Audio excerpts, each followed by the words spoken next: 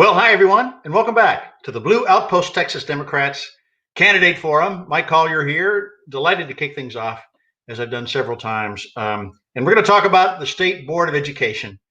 Just like we did the last time, we had a couple of great candidates. We have four fabulous candidates today, all of whom I've met and campaigned with. They are out working extremely hard. I think hard work is the word of the day. We've got 2 weeks from today is the most important election in our lifetime. I know that everybody who's listening here has made a plan to vote, but have we done everything we can think of? I know that I get up in the morning and I just rack my brain. Is there one more thing, one more vote, one more anything that I can do to make sure that we save our democracy, which is what this election is all about? And it's also about public education. It's about so many things. It's about healthcare. It's about getting past COVID. It's about racism, which is just awful right now in our country. It's about divisiveness and the rest. And it's about public education. And you're going to hear from some folks who are passionate, as I am, about public education. I often tell people the story about how I got involved in politics. It's really quite a story. This was 10 years ago. We were coming out of the recession, and the legislature cut public education by $5.4 billion, and tears were flowing like rivers. I know I was working at the time. I'm still working, and my wife was volunteering at the local high school, and she knew what they were going through. We all knew what our schools were going through. And when we found out that we didn't need to do that, that it was based on bad accounting, I had this reaction: accountants of the world, unite. We can't let them do this to us. And so I ran for comptroller, and I haven't stopped. One of the reasons why they did that to us is because we do not have political competition. And one of the reasons why we're here tonight and working as hard as we are is because we're fighting for true political competition. And every once in a while, when I would be campaigning and I'd be tired, I would think to myself, just think what this will do for the young people. Think what education will do for the young people. It is a moral imperative. It's so important, and we all know it. Not everybody knows this, but when Texas declared its independence from Mexico, we wrote a letter. Sam Houston wrote it to Santa Anna, and he said, we're out and forming our own nation. And he listed a number of things, one of which was public education, because Mexico refused to provide for our young Texans a method of public education. We felt like we had to break off and do it on our own. Sam Houston knew, our founders knew, we all know that if we don't get education right, we won't get anything right. And all you have to do is turn on Fox News and listen to the nonsense that comes at you. And you think, boy, do we need critical thinking skills. And when I think about our priorities, and you're going to hear from some candidates today, and they're going to tell you all about their priorities when it comes to the State Board of Education, critical thinking skills is a huge part of it. So again, you'll be introduced to these candidates in a minute. I can tell you, they're wonderful, wonderful candidates. I've seen them all over the state, not just Zooming, but we're actually out and about with our masks on, keeping our distance, washing our hands, but doing the things you do to get out and about. And they're just wonderful, wonderful people. And I'm so proud that they're Democrats. I'm so proud to be helping them. And so this is just a wonderful evening. And I know you'll enjoy it. All right, so let's talk about our sponsors, shall we? We have wonderful sponsors, and I'm going to read through who they are. And thank you all to the sponsors. 312th Family District Court Judge Clinton Chip Wells. Thank you so much. 270th Civil District Court Judge Deidre Davis. Our club sponsors: Bayou Blue Democrats, Meyerland Area Democrats, Texas Democratic Women Harris County Chapter, Houston Stonewall Young Democrats, Southwest Democrats, Cy-Fair Area Democrats, Humble Area Democrats, Democratic Club of the Woodlands, Energy and Environmental Democrats, Road Women, Cypress Tomball Democrats, Kingwood Area Democrats, Spring Democratic Club. On to our royal sponsors: former county clerk and my friend, Dr. Diane Troutman, Carl Jones, good friend of mine, Humble Area Democrat President John Cotter, also a good friend of all of ours. Sapphire sponsors: Texas Senate District 3 Committeewoman Shirley Layton, Texas Senate District 7 Democrats, Attorney Mark Whitehead. Finally, our organizational sponsors: Powered by the People, Harris County Democratic Party, Flip the Texas House, Sisters United Alliance, Swing Left Texas, Indivisible Houston, and the Blue Action Democrats. And I'll say it one more time, and I know we're all thinking this. Public education is a moral imperative. It has a moral dimension to it. It might be the most important thing that we do in terms of our service to our community, because if we don't get education right, we're not going to get anything right. And it is the great leveler. And in Texas, we don't want this to be a system where a great education goes to the sons and daughters of the well-to-do, and everybody else gets a second-grade education, second-class education, I should say. We must all of our children, regardless of the circumstances of their birth, get a great public education. That leads to equality. That above all else, and equality is what we stand for as Americans. So thank you so much for joining. And now it's my pleasure to turn it over to your host for the evening, my good friends, Jaime Rodriguez and Carly Mosier. Thanks, Mike, for that wonderful introduction. And audience members, be sure to listen to this fellow, because you're going to hear a lot more from him in the future. Right now, he's campaigning for Joe Biden and for the Democrats. In the next 2 weeks, he's going to be really hitting it harder than ever before. But after that, there's bigger and greater things he doesn't want us to talk about, and that's okay for now. But soon, shortly, he's going to be talking education out your ear. So listen to it. That's kind of you, Jaime, but I must say the only thing that matters right now is November 3rd. November 3rd. There we go. Did you ever see the movie The Verdict with Paul Newman? Mm-hmm. And he says, there is no other case. This is the case. There is no other election. This is the election. We must fight all the way to the finish. Okay. I think it looks good. I hate to say that because I don't want to jinx it, but we have to win it. Yes. It ain't won yet. And we can win it, but we've got to fight for every vote. And not suppress every vote. Audience, if you don't remember, we interviewed Mike a couple of weeks ago. Go back and watch that video. He's talking on behalf of Joe Biden's campaign for Texas, and he's got some great insights into this election. So if you're feeling down or you're feeling a little shaky about things, go listen to that. Mike has some real inspirational words for you. So we can win. Yeah. Anyway. Thank you so much, Mike. I appreciate you doing this with us every day. As always. We'll see you next Sunday, Mike. Okay, very good. Thanks.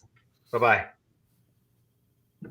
Well, Jaime, another night of amazing candidates for the Texas State Board of Education. Education, as we all know, is the great equalizer. It is imperative, as Mr. Mike Collier just said, it is a moral imperative to have a great public school system. And we could not be more thrilled to have such wonderful, wonderful people that are joining us tonight to talk about their candidacies for State Board of Education here in Texas. Election day is November 3rd, and we will ask you throughout the night to join us on Facebook Live and ask your questions so that at 8 o'clock we can ask these wonderful candidates the things that you care about. And Jaime, should I go ahead and get started? Yeah, we have 4 wonderful guests, so why don't you get them on board and let's get that discussion going. Great. We have Dr. Marcia Burnett Webster. She is running for Texas State Board of Education, District 10. We have Brenda Davis running for State Board of Education, District 9. We have the wonderful Michelle Palmer running for State Board of Education, District 6. And I do know that Michelle is having some technical issues, but I think we're going to make it tonight. And last but certainly not least, we have Dr. Rebecca Bell Metero running for Texas State Board of Education, District 5. Hello, ladies. Welcome. We are so grateful to have all of you joining us. Welcome. So let me walk through what's going to happen tonight, and that way our audience who is familiar knows this template very well. For those of you who are new tonight, we have a pretty straightforward format. We'll start with giving each of these candidates 1 minute to tell us how to contact them, how to donate to them, how to volunteer for them, and tell us what part of the state they are hoping to represent. And then we're going to do a lightning round where Carly and I ask just a few questions. They'll answer with 1 or 2 word answers, just so that you, the audience, can get to know these candidates very quickly. Once we've gotten to know the candidates, then we're going to open a discussion, a pretty big discussion about what the State Board of Education is. After that, we're going to have some very specific questions, and we'll give each of these candidates 1 minute to answer those specific questions. At the end of the hour, before 8 o'clock, we'll give each of the candidates 1 minute to talk about their district specifically and tell us what the challenges and opportunities are in their district.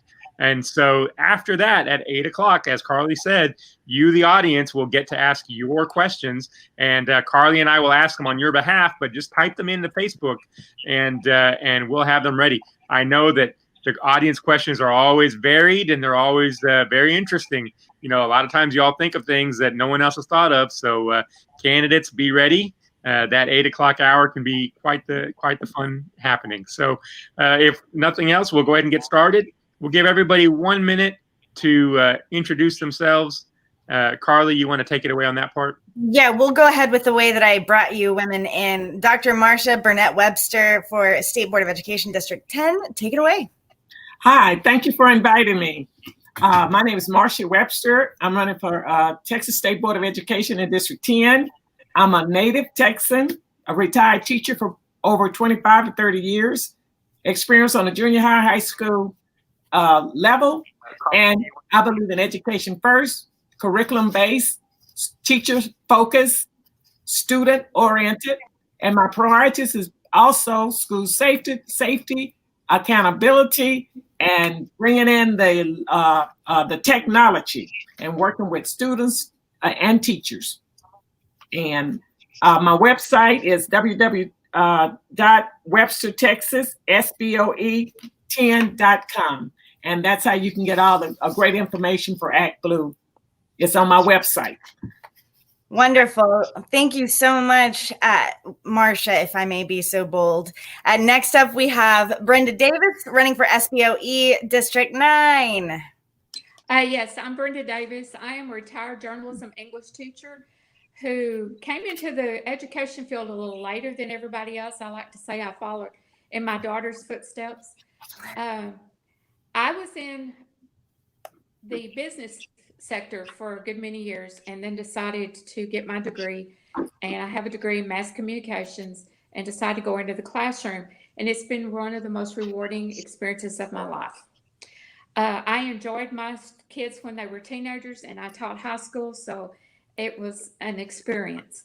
The reason I decided to run was that I was not ready to give up on public education. I've heard people say that public education is broken. No, it's not. It's flawed, but it's not broken. My husband and I moved to East Texas 3 years ago, and I was just taken back by the lack of infrastructure in this district. I mean, deep East Texas, the infrastructure out here is horrible. I decided that I might as well run. I didn't want to give him the seat by himself, so here I am. Thank you so much, Brenda. I appreciate that. Next, Michelle Palmer running for SBOE 6. If she's, we may have had a little glitch. It is 2020 after all. We all have to just keep on going. As soon as Michelle gets back in, we will make sure that she gets her time.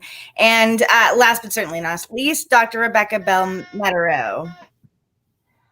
Hi, I teach at Texas State University, and I have been running for this for 10 years.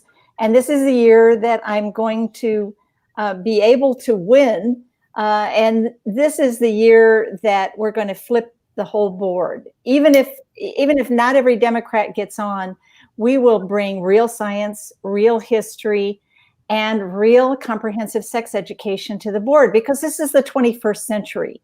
We've got a climate that is heating up rapidly, and we have kids who aren't safe for a variety of reasons because nobody's giving them comprehensive sex education, and we aren't teaching the whole history of all of our students. So those are my goals. I also want us to watch out for charter schools and keep them from siphoning money away from public schools, and I want to be sure that we have teachers who know that we support them and that we're not going to just take funding away from public education to support somebody else's pocketbook with high stakes testing and charter schools.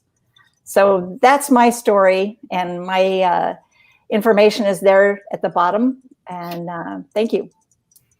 And we'll be putting that information across the bottom of your screens throughout the night. We do ask that you donate at least $20.20 to each of these candidacies. Every bit of money helps them get to the finish line. And please donate some of your time. Help them with lit drops, help them with text banks, phone banks. Tell your neighbors, tell your friends. We have these great, great candidates running for State Board of Education, and we need fantastic public education for all. So Jaime, if you want to start us with our lightning round. Yeah, so we're going to do a lightning round. And Marcia, we started with you on that. So this time we'll start with Brenda. And then the next question we'll start with Rebecca and kind of just keep going round robin. And if Michelle joins us, we'll bring her in on that point. So Brenda, just tell us, who is your opponent? My opponent is Kevin Ellis. He is a chiropractor from Lufkin. He is the chairman of the board appointed by Greg Abbott. Rebecca? My opponent is Lonnie Pope, it's spelled P-O-P-P, and she is a speech therapist in San Antonio, and she is endorsed by Ken Mercer, who thinks the world is 5,000 years old and does not believe in climate change, or comprehensive sex education. Okay, Marcia. Wow, that's an interesting question. My opponent is Tone Mannert. And actually, I haven't done a lot of research on Tone because I've been busy with my own campaign. Literally, I can't tell you anything, but maybe he's a teacher. That's all I know. Thank you so much. Rebecca, how long have you lived in your district? I have lived in my district for since 1981. I went to Austin for a while and came back a little bit at the first part of my career here. And I decided I didn't want to do the commute back and forth. So I've been here a long time. Great. Marcia? I've been here in Texas 15 years. After I retired, I came back to Texas to help out the educational system. Great. Brenda, how about you? I've been in my district 3 years and 3 months. I've been in the state of Texas for, not going to say, all my life. All your life. Yeah. Okay. Education is important. Yeah. It is. It really is. Okay, Marcia, have you ever been elected to any kind of office before as an adult? No, this is my first time running for a major office. Never ran before. Brenda? No. First time. And Rebecca? I have been on planning and zoning, but it wasn't an elected office. And I've been a commissioner on a bond, but it wasn't an elected office. So this will be my first time to be elected state office here. Okay. Great. Brenda, who is your political hero? Oh, that would have to be Mr. Sam Rayburn. I mean, I couldn't live in Sam Rayburn country and not have him as a hero. And I think Collier is one of my heroes. I love talking to him. He's amazing. Mine's great. Rebecca, how about you? Who's your political hero? Oh, my political hero, the most recent one really is Barack Obama. And, it's He's pretty great. And Michelle is right in there too. She's Leave it to the women, I always say. I love that. And Marcia, how about you? Who's your political hero? I have two of them in the background, which is Barack Obama and also Ruth Ginsburg. And I have a lot, but anyone that's running for office, they're my hero because it's take a lot of work. Yes, absolutely. And I know that it often takes many asks for especially a woman to get up the confidence to run. So I appreciate you all. And it looks like we do have Michelle is answering in the comments because she can't get on to our live stream. So we're going to have our producer backstage throw up some of her answers as they come up. Hopefully that will work out. Yeah, if they come up fast enough, we'll do that. If not, we'll have to ask Michelle to come back on another night. Michelle has been on our program before back in the runoffs, and she actually went through a debate to get into the runoffs. And so she did the harder version of this show back in May. It looks like we lost Dr. Rebecca Bell Metero as well. She was having a little bit of technical difficulties earlier, so we will carry on until they return. Okay, so let's go ahead and start with Marcia. You know, one of the things that distinguishes Democrats in this day and age between Democrats and Republicans is that we read. We read. So, Marcia, tell us something that you think our audience ought to be reading right now. Something, just recommend anything. Well, I have the books behind me. Michelle Obama's book for women and men. Everyone needs to read the Michelle Obama book because it tells her story. And from reading her story, it gave me the strength to run for the Texas Board of Education. You think everyone have a talent. God give us all a talent. We might not always get it right, but once a woman set her mind to run for an office or to elevate to the next level, especially to help the next generation, it just comes from within. And also Ruth, matter of fact, I have the books. Those are my motivational books. I have them in the back of my screensaver. Ruth also, Ginsburg, it's an excellent book to read. So good. I got two sides of it. Brenda, give us something that you recommend our audience needs to be reading right now. The Death and Life of the Great American School System. Oh, wow. Diane Ravitch. It has been very illuminating for me to know that she was from a Republican background and tried to do get all the testing and stuff in, and now she's done a complete turnaround and why she has taken a different approach to it. It's been very enlightening. I have been reading The Life and Times of Sam Rayburn. He's pretty amazing, and he's pretty outspoken too. So. Brenda, I don't know if you remember at all, but I'm from Nacogdoches. I was born and raised in Nacogdoches. I actually met you a long time ago, and we'll talk after the show about all that. You know, Charlie Wilson was my congressman growing up, and yours too, I'm sure. So, but Rebecca, in the meantime, I don't know if you heard the question. The question is, Democrats like to read. We are readers compared to Republicans. Why don't you recommend to our audience something interesting that the audience should be reading right now? I want everyone on the planet to read The Uninhabitable Earth by David Wallace Wells. It's a very readable book, but it's chock full of data and science explained in a way we can all understand that we are in a climate crisis and we need to do something yesterday. Yeah. There is hope, but he really paints it in such a clear way. He has a whole chapter on pandemics.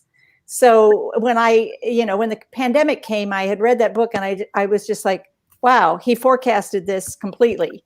Wow. So everyone needs to read that, and it will wake you up and set your hair on fire if the planet doesn't do it at first.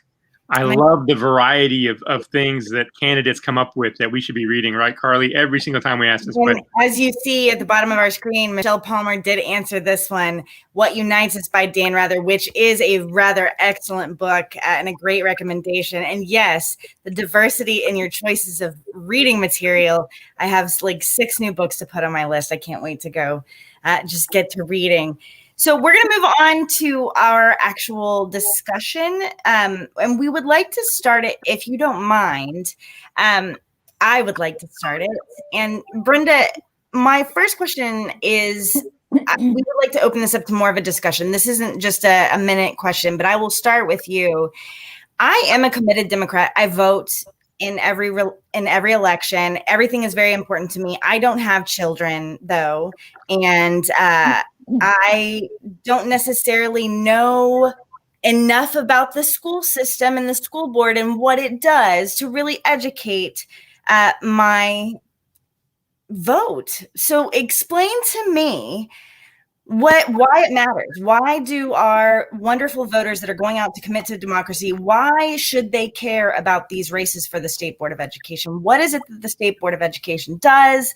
Like, why should we care? Well, for one thing, the State Board of Education sets the curriculum that whatever your student is going to learn in the classroom. It sets the curriculum and standards for what teachers are allowed to teach and what they're not allowed to teach. And sometimes that's not exactly the way it should be done. Teachers should have a say-so and what their curriculum is. They review and adapt instructional material. They manage everything from K through 12. They decide who gets a charter school. The State Board of Education vets all the charter schools, and once they make a recommendation, more than likely Abbott in the legislature will just rubber stamp it. So, that's a pretty big responsibility. We, as a board, we need to concentrate on what is best for all of our students. And at some point in time, this board has lost sight of that. They only want to teach what is good for a minority of the students and not a majority. And we need to get back to that. We need to get back to what's Rebecca, why don't you join in? We'll make this more of an open discussion. I'm not going to give you the 1 minute on that. Just jump in and add to that. What is the state board's role? Well, they oversee a $44 billion permanent school fund, the largest fund in the country. And Texas voters are not getting their money's worth. The taxpayers are not getting their money's worth. We act as if we're poverty stricken and we have more money than anybody, except God. But we should be investing in our children's education for the economy of the whole state. If we actually invested in our students understanding how to do technology, how to do financial planning, vocational skills, and then, of course, the usual traditional subjects, art, music, we could have such a rich and varied cultural life here in Texas, and we would have a booming economy, and we would be reducing our pollution. So we're getting sold a bill of goods, and the test makers and charter schools and people like that are making a ton of money off of our kids. And that is not doing anybody any good except the few that are putting it into their pockets. Marsha, what do you, what's your response to this? Why does it matter to me? Like, why should I care? You should care. You should care because you don't want them to take away your power. When I say that, the community is actually the foundation. So the foundation is coming from the public schools. And so the School Board of Education, it's important because if we wipe the public school educational system out, then your house on your value is going to go down. And by the way, you're paying tax. We're paying tax, but somehow tax monies are being sent in other directions, which is a charter school. Right. Also, what school board is implement or review are the teacher certification. We are the board. The board consists of about 15 members, but the board decide on whether or not a teacher becomes certified or not. So that's important. And another one we forgot, we also been a part of the Texas State Board of Education. We also oversee the military reservation. I'm a military wife, retiree actually, but the military reservation, we oversee who set on that board. We also, they have something called special school districts too. So we also oversee that section. So it's a lot. We have about 7 major things we do, but once you're on the board and you care about the kids, you make sound decisions, and every day you educate and every day you learn. Yeah. We don't have all the answers, but we have common sense and knowledge. Those are all, I had no idea about the military. That's something I absolutely just learned. And we do sound like quite a rich state board. And I see that Michelle is answering in the comments and here on the screen as well. And I would like to point out that you talked about taxes. And I would just say to our viewers that aren't necessarily homeowners, because I've come up across this a lot, and they'll say, well, I don't pay property taxes. But you do. Your rent is their property taxes. They care. They absolutely care about politics. So you need to care too, because that's your money is part of that. So yes, it doesn't matter how you live, your money matters, and it helps with our school district, and we need sound decisions. So I appreciate the insight. That was something that I feel that we have kind of lacked in having these discussions about school board. Why does it matter? Really, why does it matter to everyone? And I think you all just knocked it out of the park, Michelle included.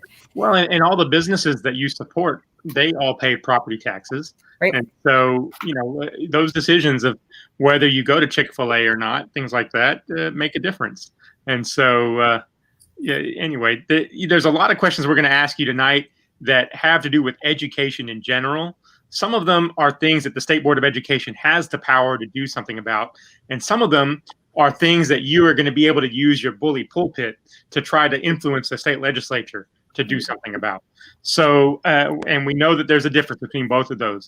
But go with us on this because you're the experts on education. So we're asking you guys the education questions tonight.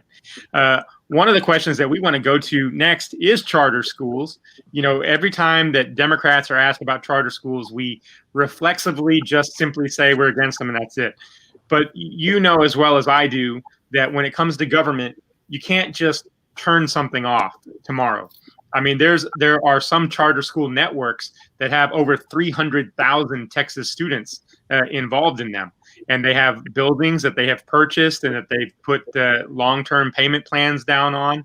So let's talk for a second in an open format here without these 1 minute rules, just talking in an open format. How do you see a transition when we gain 3 seats in November 3rd and we take over the State Board of Education and we start to dismantle the charter school system?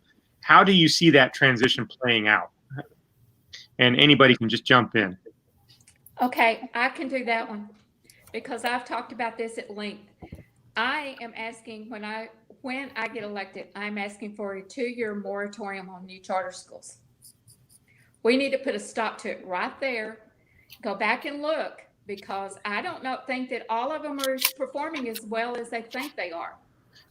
I think that we should go back and check to see the ones that are low performing and see what we can do to transition them back into public school.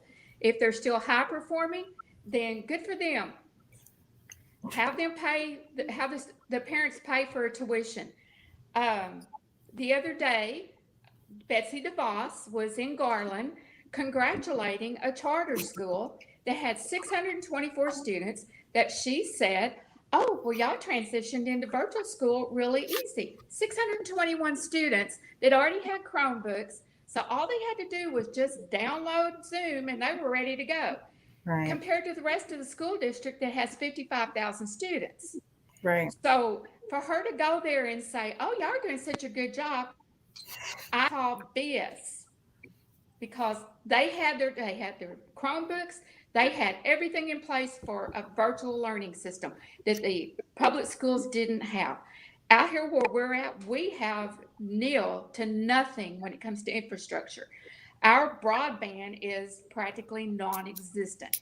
So when it came to the pandemic, our kids didn't get that choice. They got their homework in a paper bag that they had to pick up from school.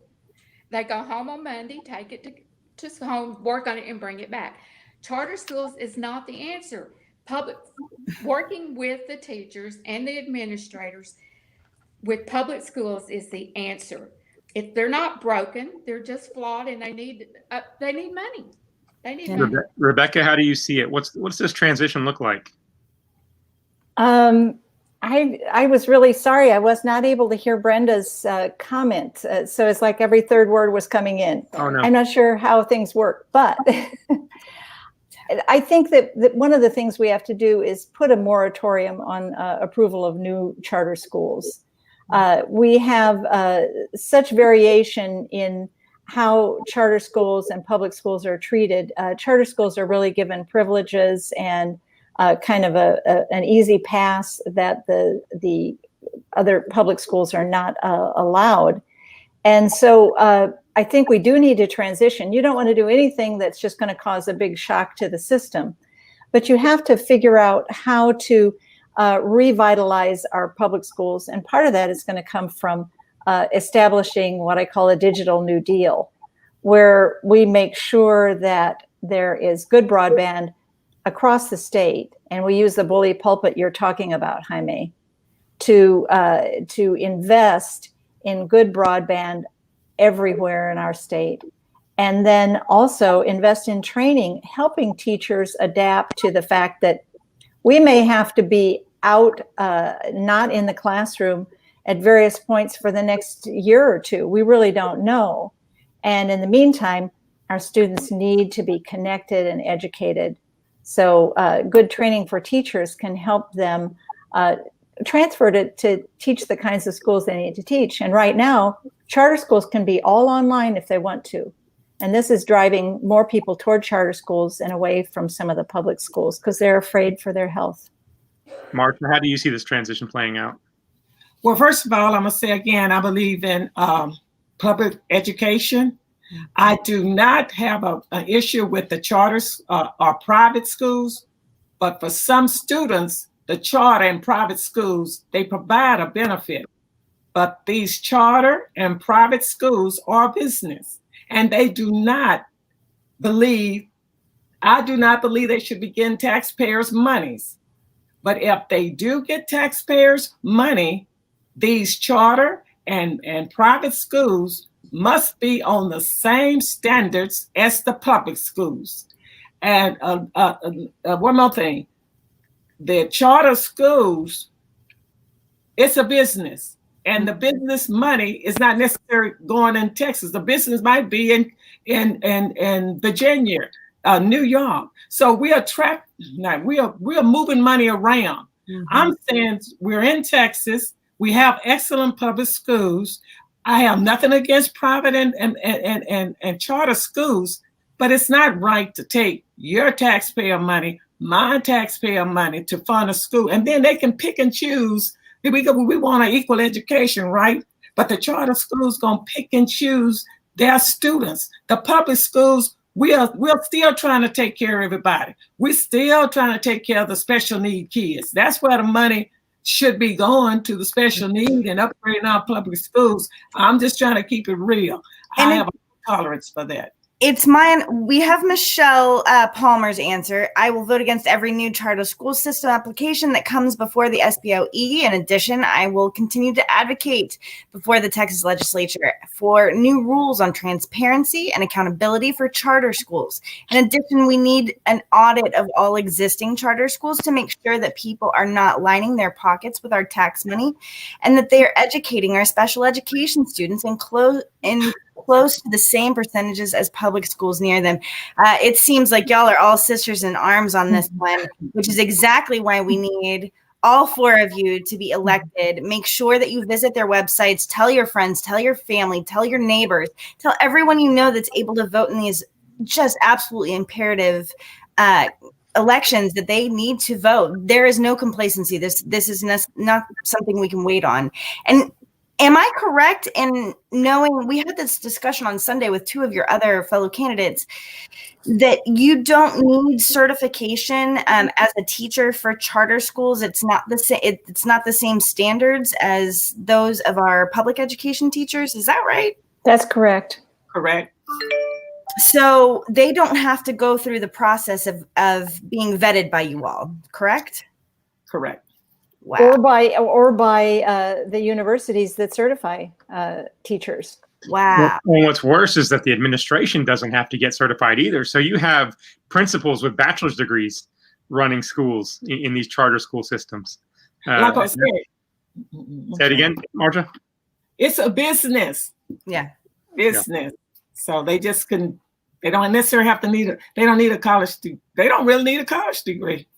If it's a business, I want to stay on charter schools for a second, but I'm going to ask something that Michelle Palmer just brought up, and it's about audits. Houston ISD, the largest school district in Texas, has not been audited since 2004 when Rod Page was the superintendent. And if y'all remember, Rod Page eventually became the Secretary of Education under George W. Bush. I mean, it's been many years and many superintendents since HISD was audited. They had a $2 billion, surplus bond issue in 2012 to actually build 65 new schools. Those schools have not all been built. In fact, some of them haven't even broken ground yet. They're over budget and asking for more money already. There's no audit. If you were on the state board of education, would you be in favor of creating some kind of a periodic mandatory audit of every school district in Texas, and especially of school bonds that are issued on behalf of school districts? that would require the legislature, I'm pretty sure, but certainly we could talk for that. We could argue for that. And, we have a growing sort of political class in this country that doesn't want to be audited for anything. And certainly the most famous example is our dear leader, who has refused to give his tax statements, the first president in ages who has refused to let people see where his money came from and how much he has and how many bankruptcies. We should have that information. We should have that information about schools. All those things should be public so that people can go in and get that information and see how schools are spending our money.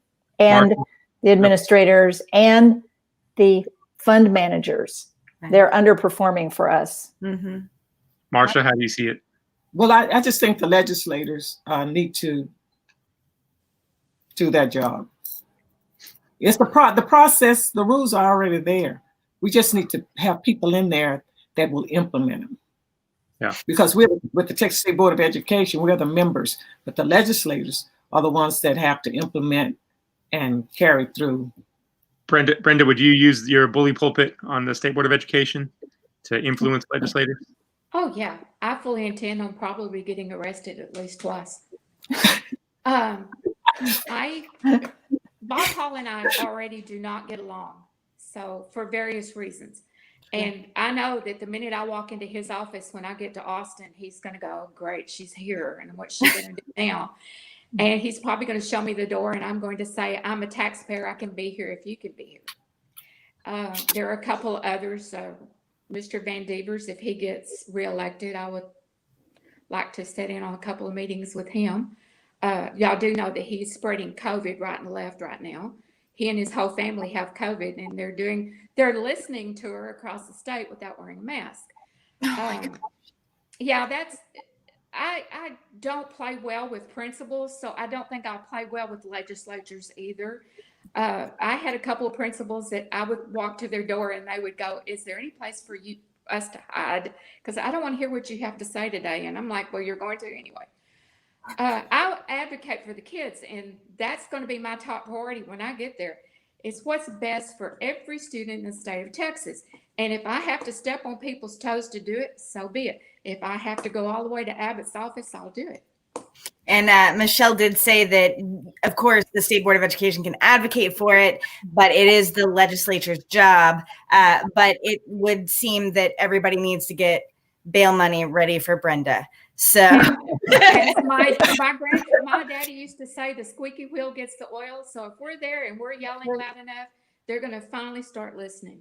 So once again, you need to vote for because Michelle Palmer is still in the comments and she's still with us. These 4 amazingly headstrong, smart women to stand up for what is right for public education, for what is right for all Texans. It matters because our future is under their purview. And that is the absolute truth. This is such an important conversation. We're running out of time for our conversation part, but I do want to ask a particular question. I have siblings that have children that are my nieces and nephews and sub-kids, and they are all starting school in one way or the other. And some of them are doing hybrid learning. Some of them are doing and have just gone back to school in person here at HISD on Monday, which was yesterday. And now we have just heard that 16 schools within the HISD school system have had to be shut down after 1-2 days of in-person learning because there have been COVID outbreaks. And my question is, how do we deal with these things as our State Board of Education? How would you be able to have a better response to the coronavirus to protect not only the students that are there, but more importantly, in many cases, teachers that are also caregivers for their families? We do not want to spend a lifetime dealing with the trauma with these children, and I'm concerned. And I don't even have children, and I'm not a teacher. So I'm open to whoever wants to start. I saw Rebecca kind of leaned forward a little bit, so if you want to start, you're welcome to. Well, I think that we have to get a testing regimen so that we know who has got the disease, and then we have to get a tracing regimen. So this is not super complicated. Almost all of the countries in the Far East have figured out how to get their infection rates down to practically zero. And this is not something that is impossible to figure out. It's just something that we don't seem to have the political will to do. Mm. And so there again, it's going to take the legislature acting on what is good for public health, because they seem to think you can have business even if everybody's falling over like flies. Mm. That's not how it works. It has a very bad effect on business to have a pandemic. So you have to take care of the pandemic and testing and tracing, and then you can start going back into schools, and people are going to have to all wear masks all the time. It's just that simple. They can't, be saying, "Oh, I'll take my mask off now to have drinks with my friends," and think that they're not going to pass on the virus. So this is something that we all have to work on together. And I think when we get a new administration at the top, things are going to make more sense, and we're going to start doing something that's sensible for the whole country. Marcia, what do you think about our coronavirus response? How can we do better? What are the metrics that we need to be looking at? Well, first of all, I know the parents are worried. I know the teachers are worried. I know the students are worried. And now, again, you say they're back in school. And this is just my personal opinion. We don't have a cure for the COVID-19. But again, if the United States Department of Education, which is Betsy DeVos, the Governor Abbott, the Commissioner Mike, if they would just make a sound decision, because we have to do the testing, the tracking, the tracing, the isolation. We have teachers that are 50 and over, 20 and over, just teachers in general. They are the ones that are getting sick. They are the ones that's dying. One death is that's too many. Even one death is too many. And we have students. That's the information that people are not receiving. Now, I'm aggressive. I'm just going to tell you the way it is. It was just reckless to have our students go back to school, and incomprehensive for our teachers to have to be afraid to step foot on the ground of teaching kids, which they love. Yeah. Until we make our society healthy, then it's not safe to put our children and our teachers in that type of environment.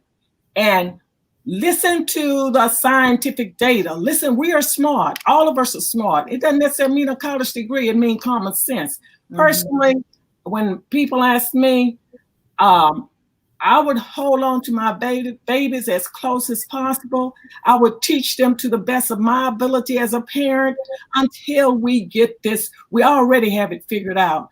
Just give us the due respect and the money for the PPEs and the testing and the tracing and the isolation. It can be done, like Rebecca said, but you don't want to throw our important assets, which is our teachers and students, in that type of environment. And then later they gonna report, "Oh, we had 50 or we had 60 that happened." That just doesn't make sense, logical sense to me. I guess because I'm a researcher and have common sense. What do you think? Are you talking to me? Yeah. Well, I can see this from two sides, because I have a daughter who also teaches. She's the 504 coordinator in the Frisco ISD. She's also a dyslexia therapist. I have a granddaughter who's dyslexic. So virtual schooling is not working for her. Right. She needs that one-on-one. And so I'm seeing it from both sides. Now, when they decided to put the kids back in the classroom, my stress level went out of sight, because not only was I going to have 4 grandchildren back in the classroom, but I had a daughter going there too. Right. This is not going to sound, this is not going to go over well. But I think right now what we need to do is we just need to stop the school year completely and just forget about this year. And everybody's just going to start back on an even keel in 2021 when we get this thing all put together, get it back in everybody healthy. We keep sending our kids back into an environment. I said at a school board meeting a couple of months ago where the athletic director was just having a hemorrhage that he wanted all of his athletes back in the classroom. So I had told him I was just there to listen. And the school board president said, "You look like you might have something to say." And I'm like, "Oh, was my eyes saying that?" Yes, I have something to say. You're like dangling a carrot above these kids' heads. Athletics and extracurricular is their way out of some of these small towns. And you tell them, if you don't come back, you're not going to get any chance for an athletic scholarship. So you're basically asking them to choose between their health and choose between being able to feed their families in the future. And this is not right. So I say just forget this whole school year. Let's start over in 2021. Well, and Birthdays. Just everybody's like, we did not celebrate a birthday this year. We'll just start over. Start over. I like that. There are going to be parents that's not going to like this. But you know what? At some point, somebody's got to stand up and be the adult here. Right. Well, and part of it is the way that we pay the different people in a school system. So like you say, the athletics director gets paid for winning. And if they're not playing games, they're not going to have a chance to win. And you'll see, Michelle's comments on the subject are coming up at the bottom of your screen. I didn't want to interrupt. Now, we'll just let the audience read her comments because we're running out of time. And so, one of the big questions is, does the pandemic expose the role of athletics in schools in general? I mean, we need extracurriculars. We need, the arts and things like that. That's great. And we do need some kind of physical education. A lot of kids aren't going to get that otherwise, but pure athletics, the kind that raises money for school districts and things like that. I mean, is that really something that schools need to be dealing? It's driving the schools to go to class right now. That's what, as you say, that and high stakes testing. But let's start with athletics. Athletics is driving this school system. So where do you stand on that? And Brenda, we'll start with you. Well, there again, I'm seeing both sides of the issue here because I have grandchildren that are extracurricular. My grandson is not in athletics, but he is in band. I have one granddaughter who's in drama. So I'm seeing both sides of the issue here. I think that sometimes athletics is the only thing that's keeping some of these kids in school. That's what they're striving for. They're keeping their grades up because they have to keep them up to play sports. This is their only out to get a scholarship to make their lives better. But there again, we're holding that carrot above their head and making them decide between their health and whether they can take care of their families in the future. If we just stop it right here and let us get over it, then we can all start back on an even playing field and we can start back like it was. Rebecca? Well, I don't really agree with Brenda that we have to stop everything completely. I think we have to try to do things right. This was the year that the Tour de France, the big bicycle race all over France, took place, and they used social distancing. They worked in small pods of people. They had testing every day, and they only had one COVID case through the whole month of the race, because they did it right. So I think the problem is that there are ways to do it right. And the other thing is, if you do distance learning right, you can create an environment where even students with learning disabilities, students with vision disabilities, hearing disabilities, they can participate, but you need to train people on how to do that. And there are models. We don't have to reinvent the wheel, but there are models for how to do it right. Marcia, how do you see the future of sports and education? I just think in order to have future sports and education, we must have healthy children in sports and education. And the way we can do that is that, would you please give us some money to work with, like the Defense Product Act that's there, like the HERO Act, like the CARE Act. It is shameful. We have the money, but if you don't have a leader that don't really care, like he quote unquote said. And then if you have a governor that's he's not implementing what needs to be implemented because of his laws. And then the superintendents, the principals, their hands are tired. I mean, they're going to fire the superintendent if they say if he do this or that. It's not left up to them. It's left up to the governor, the commissioner of education. Personally, logically, it just doesn't make sense to put our football team out there, our cheerleaders, our people that play in the band, because eventually, we gonna have a disaster, which is already beginning to happen. Right. And we want our children to be alive and healthy. So right now. Marsha, I want to ask one more question before we let you get to your 1 minute about your district before we get to audience questions. So Marsha, what can we do? This kind of ties into that, but what do we do about class sizes?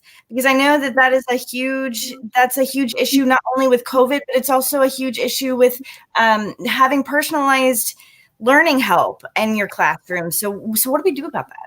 The class size itself have always been an issue. Now with the COVID-19, if you have 30 kids, you need to cut it down to 30. You need to cut it down to 15. And again, I'm an engineer by heart, but if you're going to put 15 kids in a class, you must have the necessary materials to cover them, which is the plexiglass for the teacher, plexiglass for the students. Put them in they say a circular pattern or a square pattern instead of having kids in the middle. That's the latest research. It can be done. We can go back to school, but we have to have the hand sanitizers, the gloves, the face shield, the plexiglass dividers, the cotton. It's a lot that need to be in place, not only for our students, but for our janitors, for our cafeteria workers, for our nurse, for our security people. So we can do this. We can get it right. It's not too late. Just again, give the money, because don't expect teachers to spend their money. We had already spent all our money by August anyway. Don't expect the principal and the superintendent, the governor. He need to do the right job, the right thing. And there is no guidelines for the PPE. There is no national plan. So, I don't want to get on Harper. There's no national plan, so we have to make logic of this, okay? So Brenda, to you, how do we deal with class sizes? What do we do going forward? Well, I've taught in 2 different school districts since I started teaching. In Arlington, we had what we call team teachers. So we could divide the class up, and it was a 30 class, but one teacher had 15 and the other one had 15. Then we swapped out in the middle. But I had the benefit of having a room that had 3 rooms. Not everybody gets that. I'd like to go back to the fact that we knew this was going to happen. I mean, several years ago, when we were having the staph infections that were going around the schools and we were having to shut the schools down for deep cleaning and all this, we knew something like this was going to happen, and we did nothing to get ready for it. We did nothing as a school board. We did nothing as this at Trump's level. We did nothing at Abbott's level. Now, in all fairness, Abbott has offered a rapid response testing program to school districts that they can test their kids. It'll take 15 minutes for them to test. And there's only 9 school districts that have taken them up on the offer. So why? I don't know. Don't know enough about it to find out if there's strings attached to it or what. And there's just 9 school districts in the Houston area, so there's got to be just a lot. Most of those schools that took him up on the offer are in the valley. Wow. And Rebecca, what do you think about class sizes? How do we deal with that going forward? We have to be innovative, and we have to use people and resources that are kind of going to waste during this period. There are a lot of people who are in assisted living, or their grandparents who are isolated. And I think we could develop a program that would be a volunteer program, but where students could get individual attention or attention with 2 or 3 students, especially with the lower grades.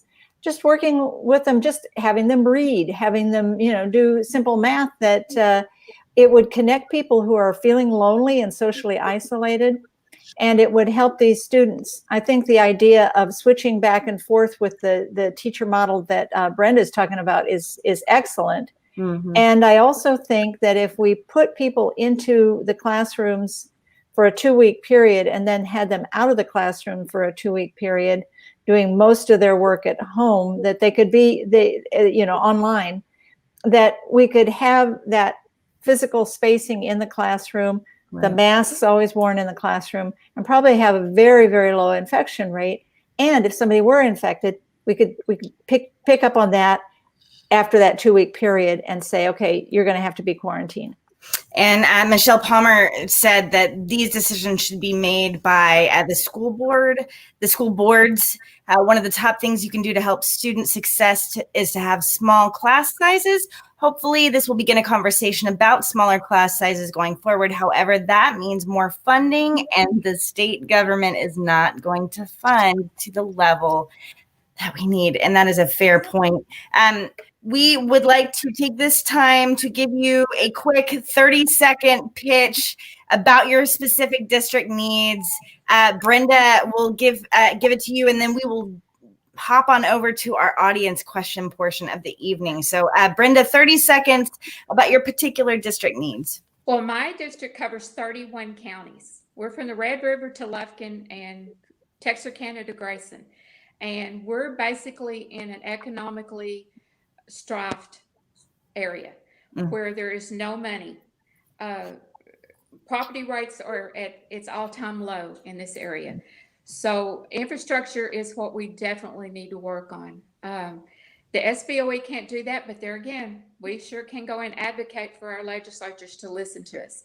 We can't develop a curriculum around technology that's going to get these kids into colleges and good paying jobs if the legislature's not willing to help us. Thank you so much. Rebecca, 30 seconds. We have a district in the center of Texas that includes southern part of Travis, northern part of Bear. And there are a lot of people who are extremely wealthy in my district. And then there are a lot of people who live in houses with a dirt floor. I have done block walking where I've found people who live, who don't even have anything beyond electricity. They don't have heating. They have a fire that they use. And so we need to take this opportunity to encourage people to start sharing the wealth more than they're doing, just through social pressure. And that's not an education thing, that's a social thing. Marcia? With the State Board of Education in District 10, we have 18 counties, part of which include Travis County. And then we have rural areas such as Washington, Fayette, on down to Madison. So we have a rural section. Some of the problems we're encountering are the broadband. We need to implement the broadband connectivity system, the technology system. And I know that's going to take time, but that's something that hopefully we can work on in the future. Absolutely. And I know that Michelle Palmer, a part of her district is at least in the Houston area. And I know, have the share the same needs as you in many ways. And hopefully, if you will make sure to remind yourselves to go check their websites out, go to their Act Blues, donate money. These are the unsexy races that don't get the attention that others do, that we need to fight for. So please do that. Jaime. So we have a lot of audience questions up. We're going to give you 30 seconds to answer these because we're going to try to pop through as many of them as we can. We like to give the audience their chance. And the first one is kind of using your bully pulpit. And Brenda, I think we start with you on this one. Okay. Using your bully pulpit on the Texas Ledge, what do you want to push the Texas Ledge to work on in the spring? Technology. We can't expect these kids to excel if they don't have the technology available to them. And it's there. There was money set aside years ago for it, but all the stuff is here. We just don't have the connectivity because the governor's sitting on the money. Rebecca? I'd say absolutely that. and we need to demand a digital new deal. We need to give them laptops. We need to give them broadband, and we need to just get it out there as fast as we can. It would be a boon to the economy to start doing that kind of work. We'd have a lot of jobs for people to do, getting all of Texas connected. And Marcia? Mine would be the same thing as far as technology, but the second thing would be the curriculum with a specialty in the history, social studies curriculum, teaching the truth, starting all over. I like that. Thank you. Rebecca, Kayla Alex is running for Texas District 129, and she asks, how will you, as a member of the SBOE, provide more equity for impoverished students? That's the legislature. But we can provide equity in terms of the curriculum and make sure that all students are represented. And that means, certainly Black, Hispanic, Native American, Asian, and also all the cultural groups too. There are Czech communities, all of these different groups, and gender. We need to be sure that women are more represented. We need to represent LGBTQ. So if everybody feels like that they're part of the game, they're gonna learn more, and we'll have a better outcome from our schools. Great answer. Marcia. I would say by teaching the truth, which is the curriculum, and not just African Americans, across the board. And we checking our, why are we giving so many standardized testing? We want to teach kids how to do critical thinking, put the information out there. There's always 2 or 3 answers to one, and let the kids start thinking, making good decisions. Mm-hmm. And so I feel like a generation we lost because some of them, the critical thinking is just not there. And so, thank you. Brenda? I would like to see a curriculum that's based on inclusion, not exclusion. We need to include all of our kids in the curriculum. We need to have a program on how to not bully people. Our suicide rate is through the roof, and it shouldn't have to be. That's true. And I know Michelle Palmer commented, #TeachTheTruth. That's a new hashtag y'all can use on your social media. She says equity through the curriculum. Every student should see themselves in the history curriculum. And I think that is, it is clear that these 4 women that are running for State Board of Education could be a force for absolute good and representation and equity, which is what is absolutely needed to make us commit to the progress that we're trying to achieve. So I thank you all for these answers to this question. Marcia, the audience member is asking, again, a bully pulpit question. It's something that's probably not State Board of Education, but something for you to push for.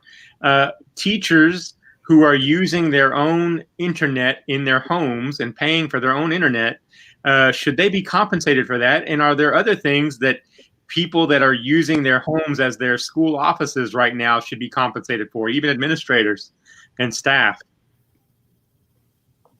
Yeah, absolutely.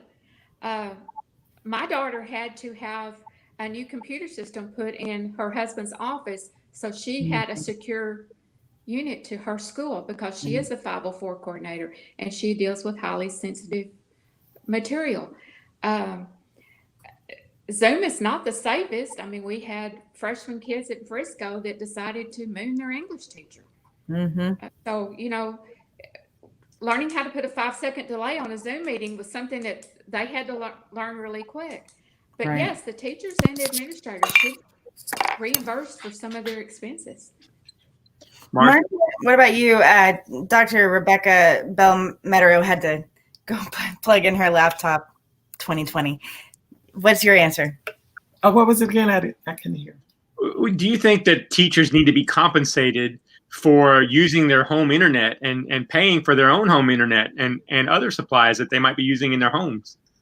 Yes, I think teachers should be paid for using their own supplies, which is computers and iPads and any gas money to go from the house to buy the computer. Just like a business, yes, 2020, when COVID-19 hit, everything changed. So they need to keep a tally, keep accountability, and submit it. And all they can do is say yay or nay when you submit it for your taxes. So I would say truly yes. And our next question is, how do we hold teacher prep programs accountable for producing high quality teachers? And I'm sorry, Michelle said, I'm a public school teacher dealing with this. We should absolutely be compensated for use of our home internet, as she struggles with internet issues. This is absolutely prescient to the question at hand. So I appreciate that. But this is the next question from the audience is, how do we hold teacher prep programs accountable for producing high quality teachers? So Marsha, we'll start with you on this one. As far as making them accountable, we have to do our research. We have to make sure the companies that we have, the companies that we have that are teaching or implementing teachers how to teach or how to get their certification, there must be a check system, a check balance, because we want all of our students to be taught by, first of all, a teacher that want to teach, and one that knows the subject matter, which is very knowledgeable. So it should be a check and balance, you know? Yeah, thank you. Brenda, you. Well, I went through the region to get my certification. Like I said, I was in my 40s when I went back to finish my degree, and thought that I was going to go back into the business world. And I was working at the Dallas Morning News, and things happened that I didn't agree with. So I decided, my professor said, maybe you should go into education because you have such good rapport with the kids in the class. So I did. And for a whole year, I was moderated. I didn't know when I was going to be coming in and be valued, have an evaluation done. So I think we need to do that with all the teachers when they come in. I personally think that if you're really, really young, you shouldn't be in the high school level. I mean, I think that's just a disaster waiting to happen. That's a fair point. Rebecca, what about you? How do we hold these programs accountable for teaching our teachers? We use some of the models that work well. In the military, they teach people how to speak a second language. And when I was in the Peace Corps, they trained us in our second language and in teaching in about a 2-month program. It's very intensive. And of course, there's the traditional kind of training for in college programs. But we can also use this as a kind of supplement for teachers who aren't having as much success as they want. And if we use that model, we would have a lot of success, and it comes from the military and Peace Corps. So I always say you don't have to reinvent the wheel. There you go. I don't know if Michelle's answer is there needs to be an oversight committee that checks on alternative certification programs as well as university programs. So that sounds like something y'all can all get on board with. Love it. Jaime, you're So the audience member asked an interesting question that I have a little bit of insight into. Both my parents were professors of education at Stephen F. Austin State University. My mom was in elementary ed, which was overwhelmingly female student-based. And my father was in secondary ed and administration. And the administration portion was overwhelmingly male-based. And we see that even today, that overwhelmingly your administrators are men who probably were coaches at some point and went into becoming principals and superintendents and whatnot. Maybe they got their leadership skills from sports or something. But what can we do to incentivize more women to go into administration? And that's a direct question from the audience member. So it's interesting that they asked that. Who you want to start with, Jaime? Yeah, let's go with Rebecca first. One thing that you do is simply require that people cycle out of administration. You know, people talk about term limits for the government. I'm not sure that we need to have that, but we should have term limits for some of the administration and put them back into the classroom. And if they haven't been in the classroom, they need to get in the classroom and have some of those administrators teaching those early grades, because a lot of these kids, they need male role models, just like they need, you know, the women teachers. And if you had some incentive for that kind of thing, you know, and had some training. Marsha? Well, from my experience, I would say we need a shadow program. I became a school administrator at age 28. I was very young. And my first degree was industrial arts, which is male dominant field, industrial arts. And then I went to administration. But what will push you into that position is having school administrators and department head that maybe see something in a teacher.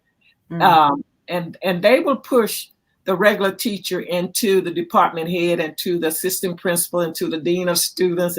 And we need a shadow program. Thank you. Brenda? Well, I think one thing is that they need to stop penalizing teachers who have children.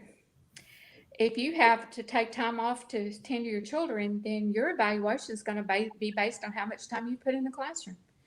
And we need to quit doing that. We also need to offer extended education programs for women to get certified in the upper classes. If you're a first-year teacher or a second-year teacher going in and you've already got college debt, you're not going to go into debt for any more to get your master's degree. My daughter didn't get her master's degree till she was 44. So, we need to provide a way for them to do that. Yeah. Those are all great points, especially with later in life certification, making it easier for great possible teachers.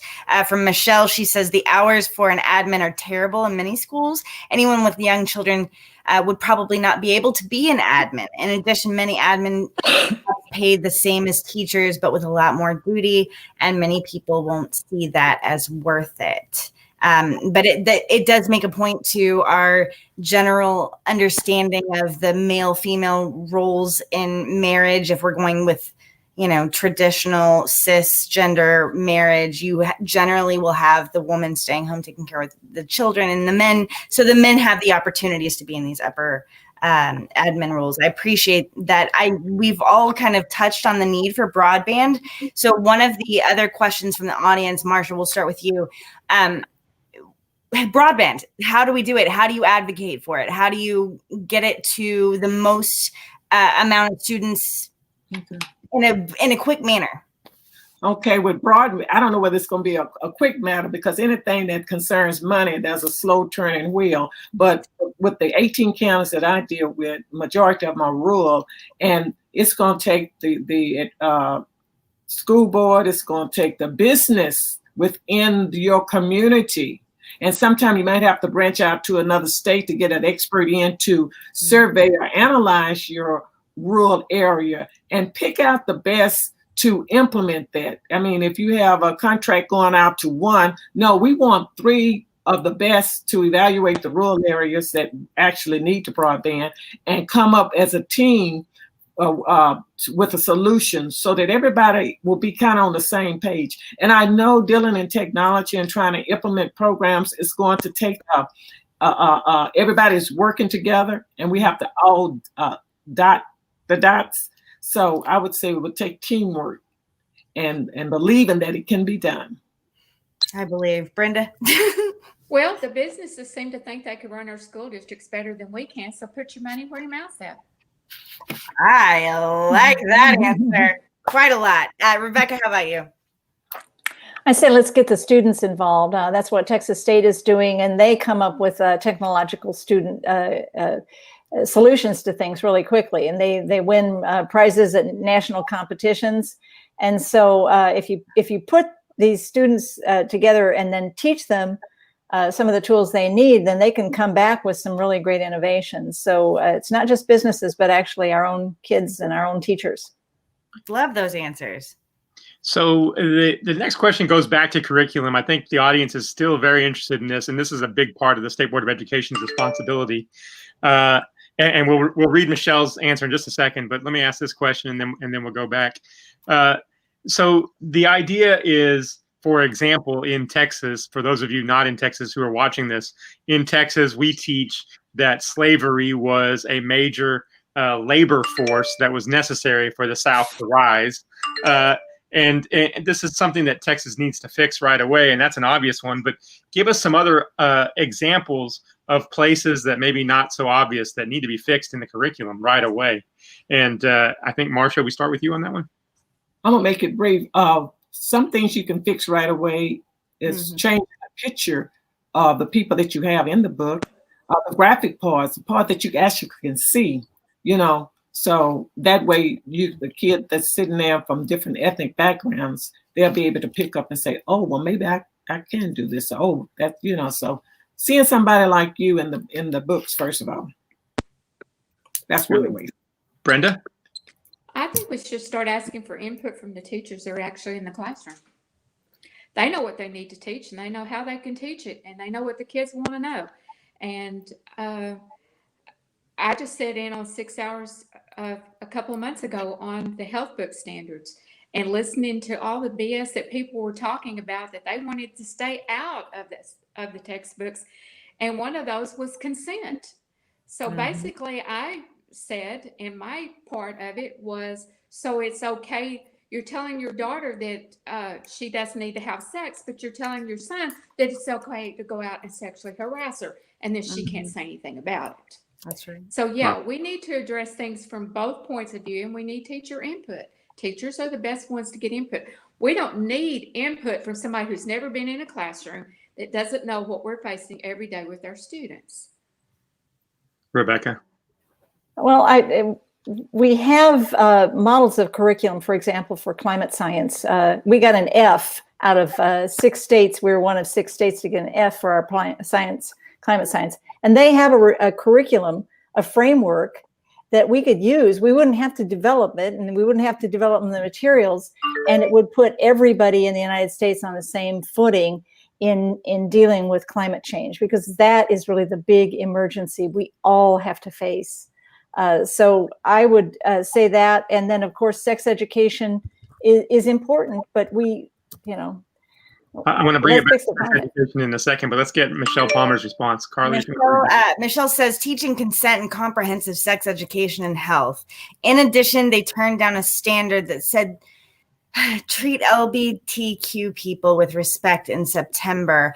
Michelle has been very vocal on this. There is no promo homo rule that essentially states that you cannot talk about same-sex relationships without talking about what a risk there is to that. So, which is absolutely appalling. So I appreciate y'all letting us read her comments. I know that one of the worst parts of abstinence-only training is when you talk to a child who was abused by a relative or a parent, and I know Rebecca's not laughing at the question; she's laughing at something else. When a child has been abused at age 9 or 10 or 11 years old, and then they go into a classroom at age 13 or 14, and they're told how precious their abstinence only is, they don't know how to cope with that, and that's one of the horrible parts of going in with this mindset that everybody has this same standard of perfect home life and that everybody's going to be treated the same.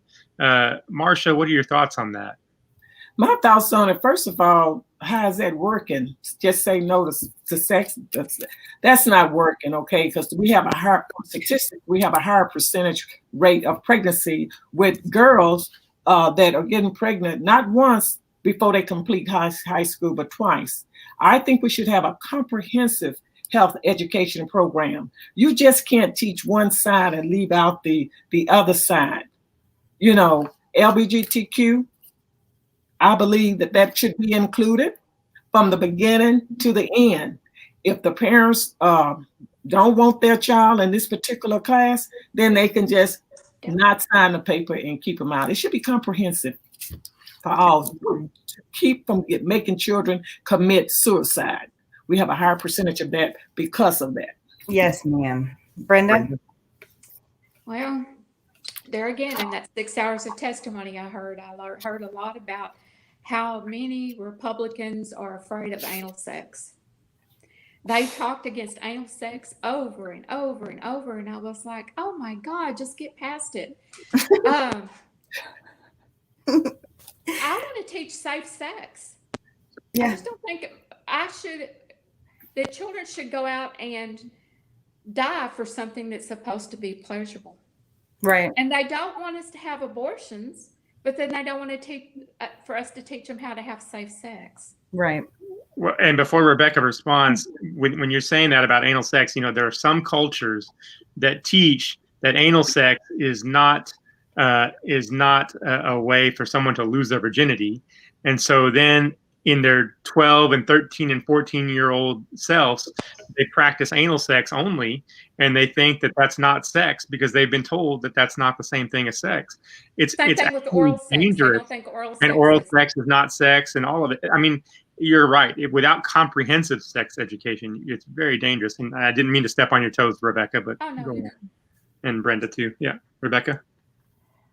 Well, sex is one of those things that Americans are more confused about than any other country in the world. We say, sex is the most disgusting thing in the world that you should only do with someone you love.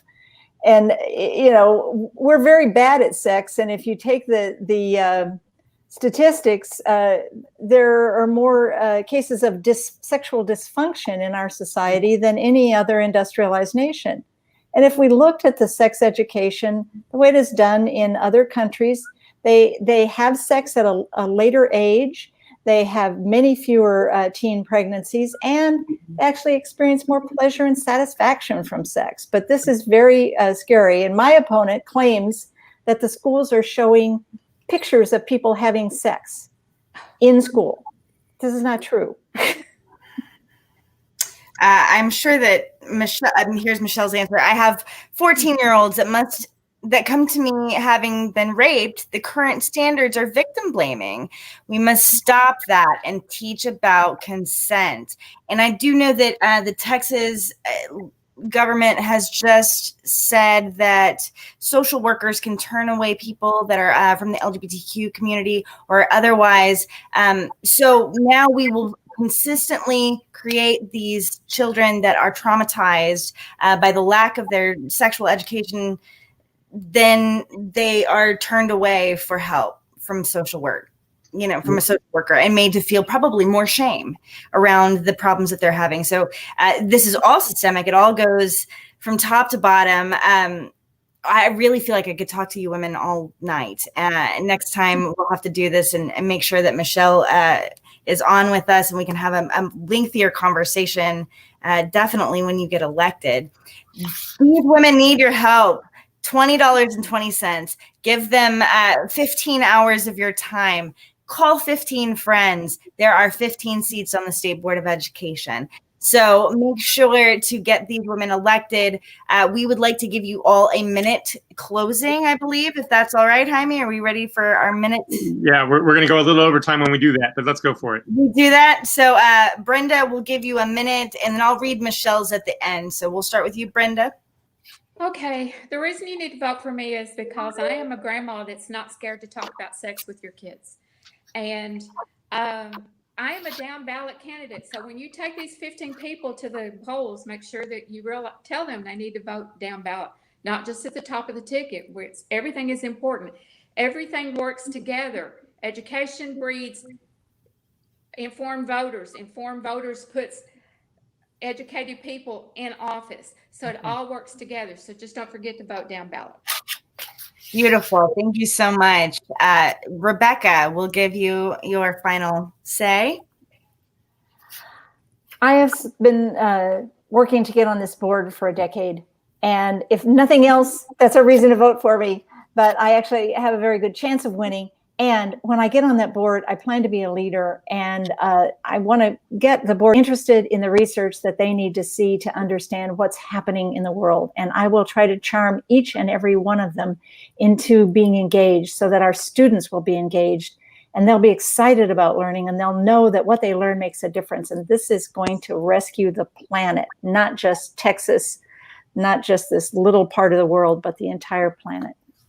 Thank you so much, Rebecca. Last on screen pitch, Miss Marsha Burnett Webster, Dr. Marsha Burnett Webster. Well, thank you for listening. Again, I'm running for Texas State Board of Education in District 10. I I'm fighting for children. I'm fighting for teachers. I'm fighting for communities. I'm just fighting for the overall improvement in our society, which started with the community. We have to get prepared to vote like we've never voted before. Don't let them take away your power, your democracy. You need to speak up, stand up, and vote up and down the ballot from the top to the bottom for Democratic candidates. And again, once I'm on the board, there will be a change for our children to make sure they have a great future. Thank you. Thank you so much, Marcia. And from Michelle Palmer, I am a teacher and we need those voices on the board. We can flip the seat, the better one, in 2018. If you are in the west side of Harris County, you are probably in District 6. Please vote for Michelle Palmer. Go to palmerfortexased.com for more information. And I know that Michelle and all of these women are committed to the education of our future. And as Ms. Brenda said, informed, educated people make informed electorates. So make sure to get these wonderful women committed to public education. Yeah, one last piece of information you need to know is that if 3 Democrats flip seats on the State Board of Education, we will control the State Board of Education. So remember, we're talking about the Texas Ledge. We need to flip 9 seats. The State Board of Education, we just need to flip 3 seats. There are 4 candidates. There are 4 women on this call tonight. Elect those 4 women. If 4 of these women were to win, there would be no more questions of whether slavery was a labor decision or not. Et cetera. So thank you all for listening, audience. We'll see you next Sunday night. And we have a lot more show next Sunday night, the Railroad Commission debate. And so come back for that. And as always, we'll see you soon. Carly? Hashtag teach the truth. Okay. See you